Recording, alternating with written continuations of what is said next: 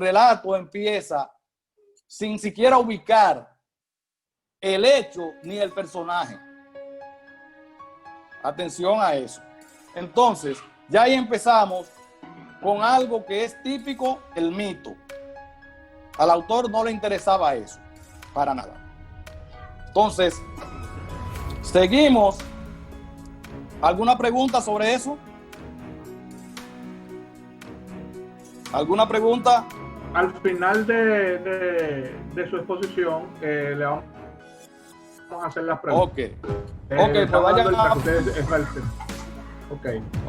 vayan apuntando las preguntas. Por cierto, les voy a hacer una aclaración para entrar en el próximo punto que quiero aclarar. Era totalmente. Le pedimos a la gente que se suscriba al canal de YouTube para señores, entren al canal de YouTube y suscríbanse para que le demos forma a esto. Suscríbanse en el canal, por favor. Era totalmente normal que, siendo Egipto la nación más grande de esos tiempos, sufriera de mini éxodos. Egipto tenía el río más grande que había, que era el Nilo, que había por ahí, y sus crecientes y sus afluentes hacían de Egipto una tierra muy fértil. En Egipto nunca habían hambrunas. Incluso los reyes construían silos para guardar los granos, y tenemos en la historia de José un ejemplo, y también en la historia de Imhotep, que es un personaje que después, cuando tratemos la historia de Moisés, vamos a hacer una comparación entre Imhotep y Moisés, que se construían silos para guardar granos que duraban hasta 10 años guardados en esos silos.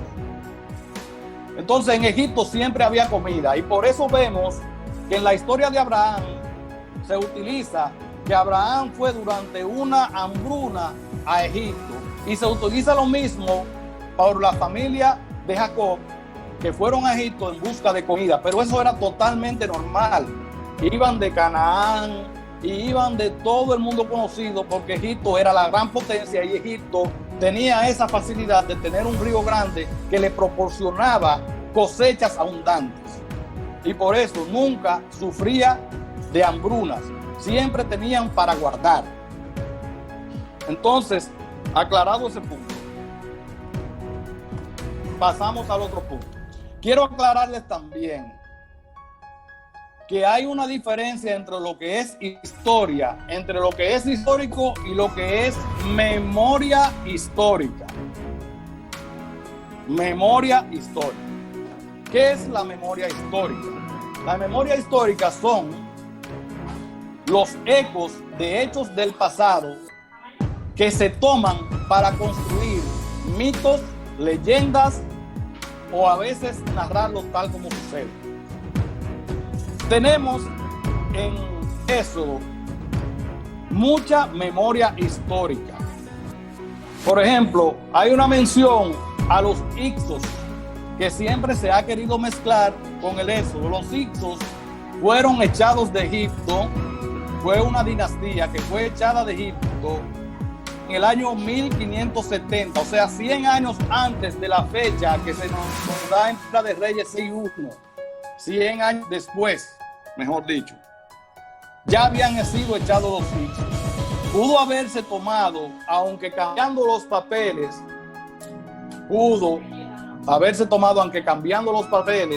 la historia de los Hicsos, que eran unos gobernantes que habían llegado de Canaán. No se sabe si eran hebreos, pero llegaron de Canaán, y a través de los años, son lo que yo les contaba ahorita, se hicieron egipcios, ya se veían como egipcios, y tomaron el poder y fundaron una dinastía de reyes, y creo que duraron como 450 o 500 años siendo reyes ahí en Egipto, y se ubicaron en Avaris, que es una región muy cercana a la región que dicen de Gosén, que se dice en la Biblia ocuparon los hebreos. Atención con esto. Pero ¿qué pasa? Esto es una memoria histórica que pudo haberse incorporado al relato del Éxodo. Entonces, los Hicsos fueron echados, derrotados, porque adoraban a los dioses cananeos.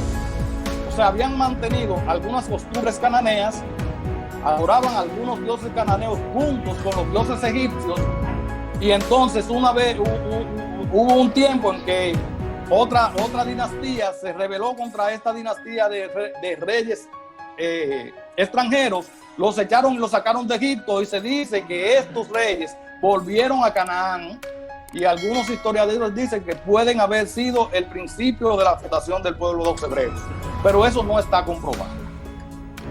Eso no está comprobado. Entonces, memoria histórica es un hecho eso es un eco de hechos del pasado que pueden haberse incorporado para la construcción de un mito o de una leyenda. Y en el relato del Éxodo vamos a encontrar muchísima memoria histórica. Por ejemplo,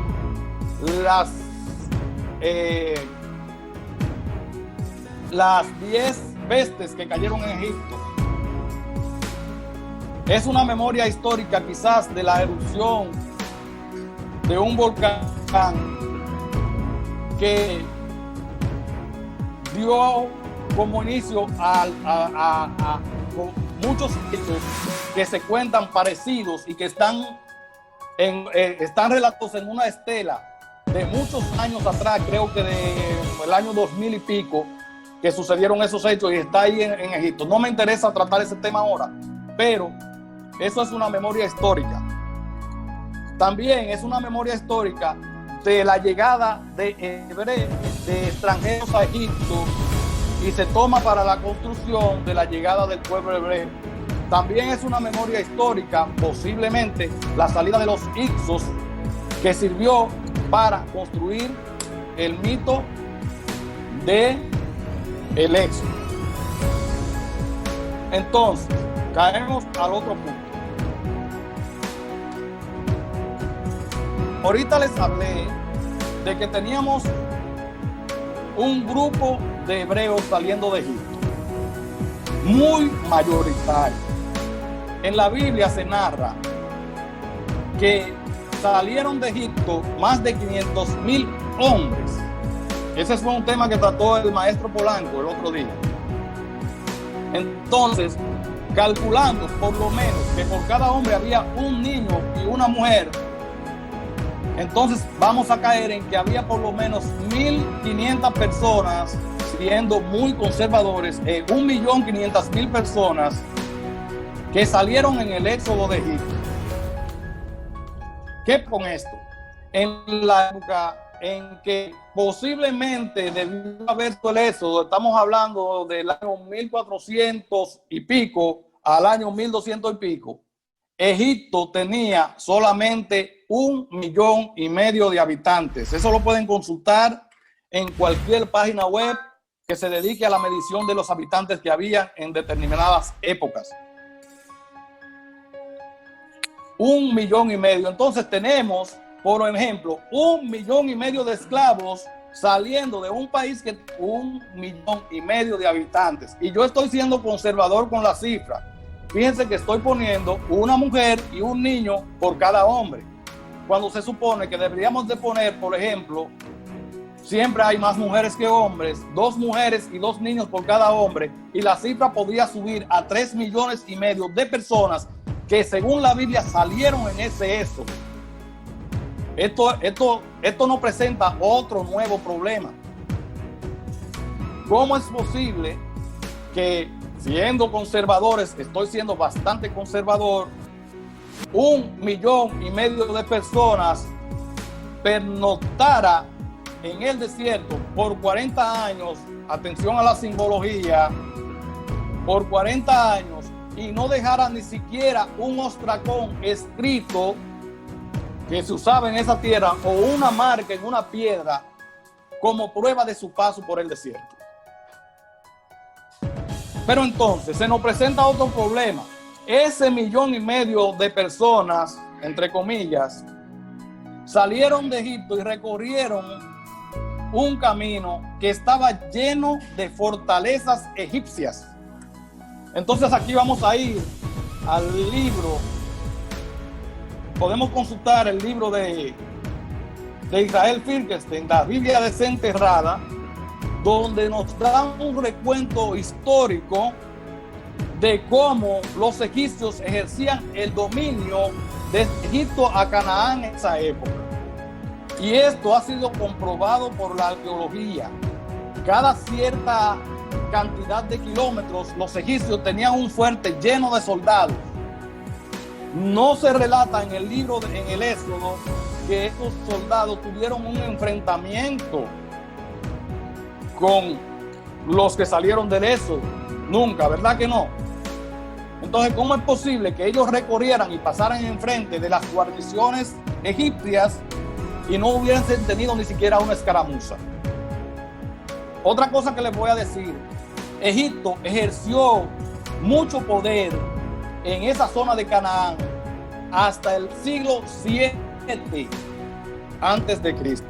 Si revisamos la Biblia y revisamos la historia del faraón Necao, vamos a ver que este le dio muerte al rey Josías, porque este al parecer no quiso pagarle el tributo, que era lo que hacía Egipto con los pueblos que colonizaba, los obligaba a pagar tributo.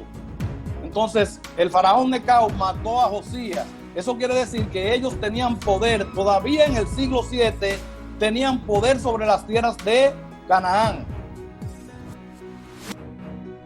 Eso es para que ustedes vean cuántos problemas nos presenta la historicidad del Éxodo. Entonces, en la Biblia desenterrada de Israel Finkelstein, nos trata este tema de cómo Egipto ejercía el poder. Los que quieran ese libro me avisan para compartírselo. Cómo Egipto ejercía el poder entre esos años en la tierra de Canaán. Y volvemos al principio. Tenemos un grupo muy grande de personas que tenemos que considerar no hebreos sino como egipcios, salir huyendo de Egipto para una tierra que Egipto dominaba sobre ella. Y francamente, esto le quita mucho poder al relato bíblico. El relato del Éxodo presenta esa clase de problemas. Me estoy alargando mucho, pero quiero tratar, para terminar, cuando se escribió o se comenzó a escribir la historia del Éxodo y por qué. ¿Y por qué decimos que se comenzó a escribir en esa época? Cuando leemos el relato del Éxodo, se mencionan ciudades que fueron, ya esto en la conquista de Josué, que no existían para los tiempos en que el Éxodo debió haber ocurrido, sino que existían hacia el siglo 7 antes de Cristo. No existían en el año 1200, o todavía eran muy pequeñas, o todavía no tenían fortificaciones, o todavía no eran como la Biblia los relata, como es el caso de Jericó, que para el año 1200 no tenía murallas, y sin embargo en la Biblia se relata que Josué tumbó esas murallas.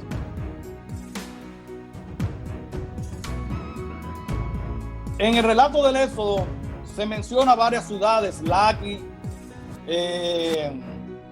y se mencionan reyes de esas ciudades, y muchas de esas ciudades no tenían reinados en esa época, como es el caso de Edom.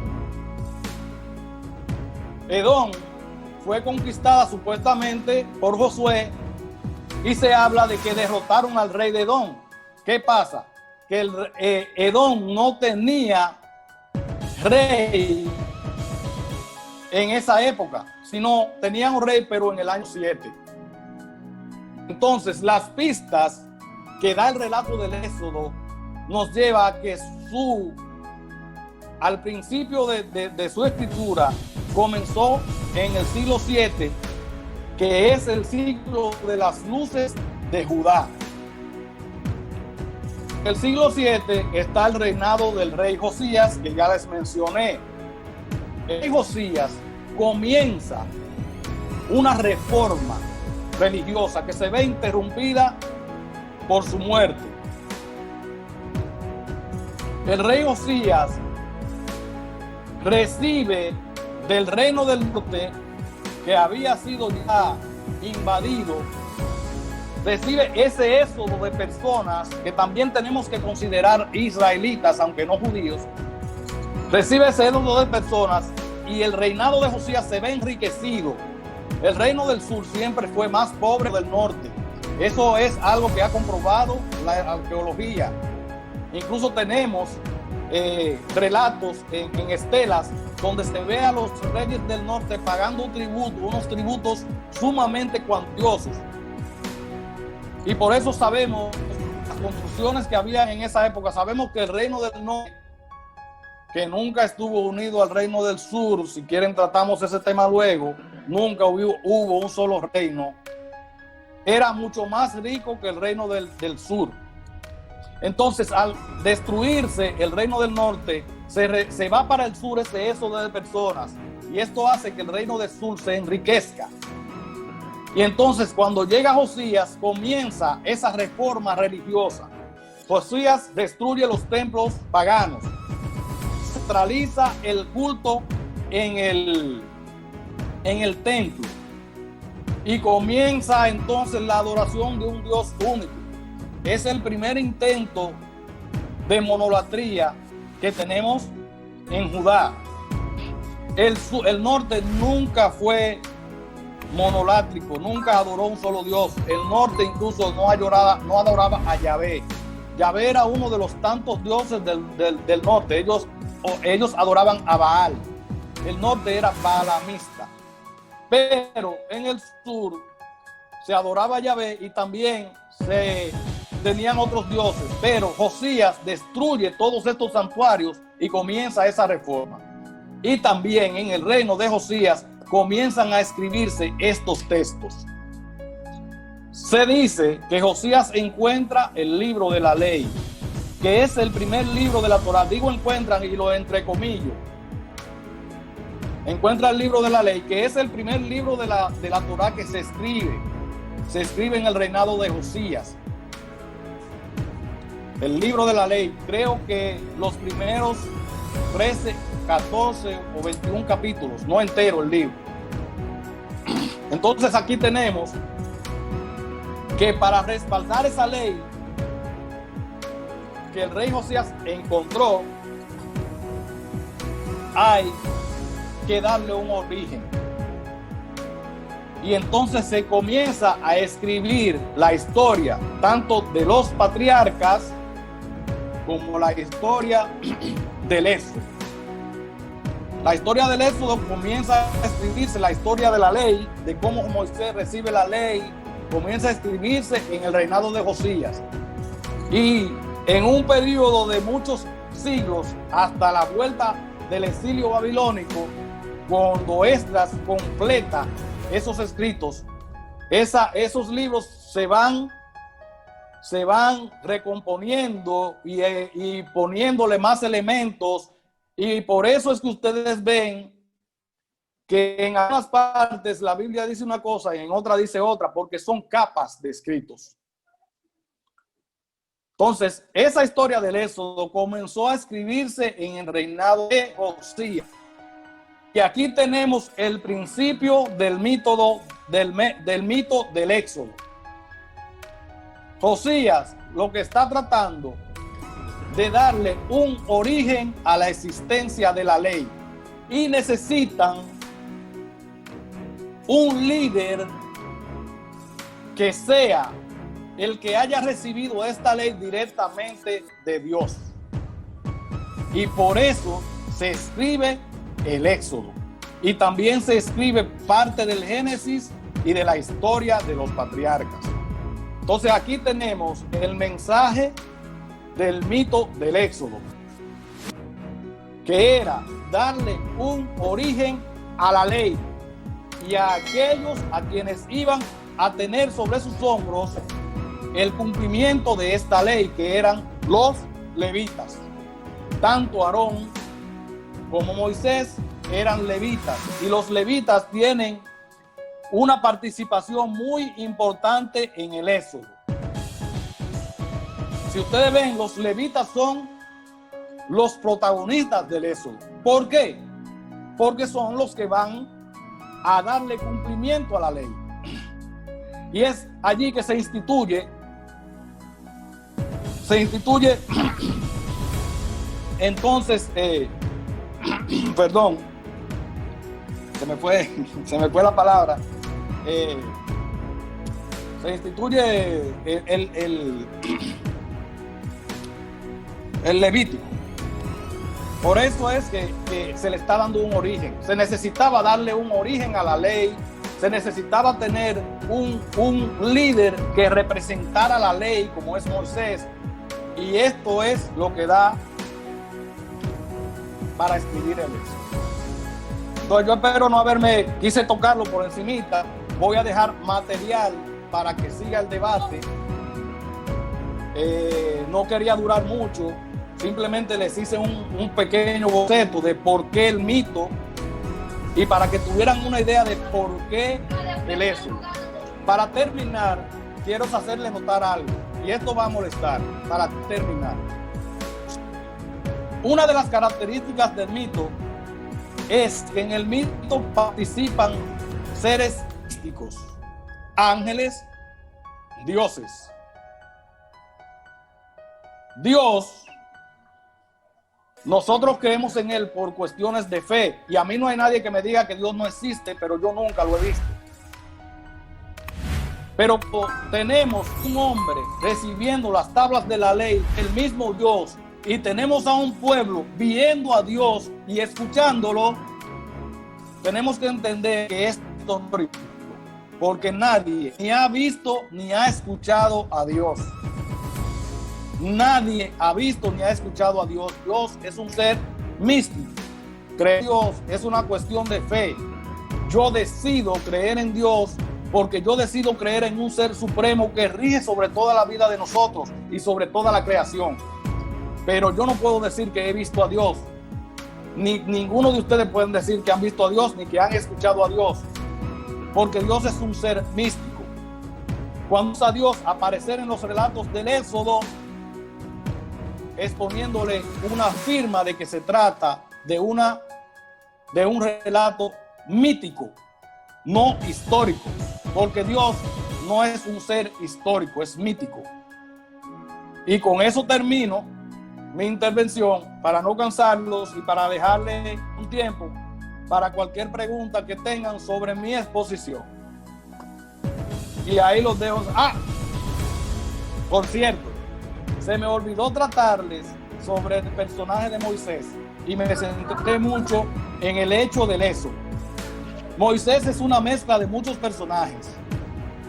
Se tomó del rey Sargón la historia de la canasta, que por cierto vemos a un niño hebreo que había sido mandado a matar por el rey egipcio, rescatada por una egipcia que parece que no se enteró de la orden del rey, y a un niño esclavo siendo preparada en la corte del rey egipcio. Con esto termino, señores. Adelante con las preguntas y espero haberlos satisfecho. Abran sus micrófonos. Maestro, muchísimas gracias. Todo excelente. Le pedimos a los demás que se suscriban a su canal, al canal de YouTube, donde vamos a estar hablando de este tema. Seguiremos hablando de más y más.